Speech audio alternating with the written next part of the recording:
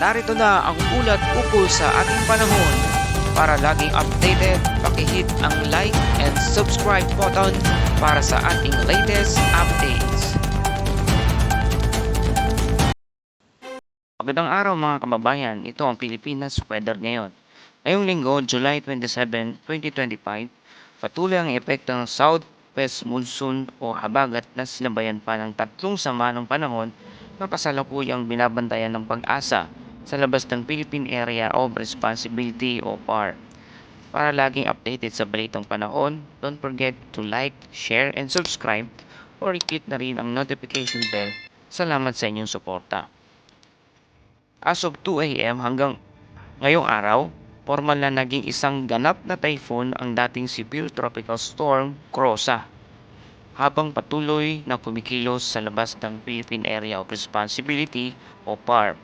Ang lokasyon nito ay nasa layong 2,480 kilometers silangan ng extreme northern Luzon at may lakas na hangin na 120 kilometers per hour malapit sa gitna. At mayroong bugso ng hangin na umaabot sa 150 kilometers per hour. Ang galaw nito ay pa-north-northeastward sa bilis na 20 kilometers per hour. Bagamat wala pa sa loob ng PAR, hinihila nito ang southwest monsoon na siya ngayong dahilan ng malawakang pag-ulan sa labas ng Luzon at ilang bahagi ng bansa. Kasunod nito, patuloy pa ring minomonitor ng Tropical Depression o Komay ang dating bagyong Emong na lumabas na ng PAR kahapon. At ang lokasyon nito ngayon ay nasa 875 kilometers hilagang silangan ng extreme northern Luzon at may taglay na hangin na 45 kilometers malapit sa gitna at may bugso pa rin ito na 55 kilometers per hour. Ang status ng kilos paggalaw nito ay halos hindi ito kumikilos. Bagamat nasa labas na rin ng Philippine Area of Responsibility o PAR, si Komay ay nagpapalakas pa rin sa habagat kaya't patuloy ang posibilidad ng pagbaha at pagguho ng lupa sa mga lugar na apektado ng ulan. Samantala, isang low pressure area na dating kilala natin bilang isang bagyong Dante ay patuloy ting binabantayan ng pag-asa sa labas ng PAR.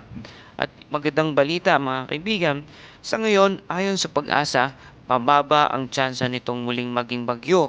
Ngunit hindi pa rin ito dapat baliwalain, lalo na kung tayo'y nasa mga lugar na madalas bahain. At ngayong araw, narito ang inaasahang kondisyon ng panahon sa iba't ibang bahagi ng bansa. Sa Ilocos Sur, La Union, Pangasinan, Zambales, Bataan at Occidental Mindoro, inaasahan ng occasional rain dahil sa bagat, maging alerto at posibleng baha at landslide dala ng moderate to heavy rain. Sa Metro Manila naman, Cagayan Valley, Calabarzon, Cordillera at natitirang bahagi ng Central Luzon at Mimaropa ay mayroong cloudy skies na may scattered rain, showers at thunderstorm. May banta pa rin sa mga flash flood at landslide lalo na kung uulan ng sunod-sunod.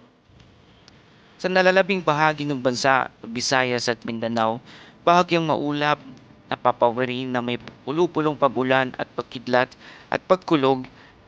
Mag-ingat at sa mga biglaang pagbuhos ng ulan lalo na sa hapon o gabi.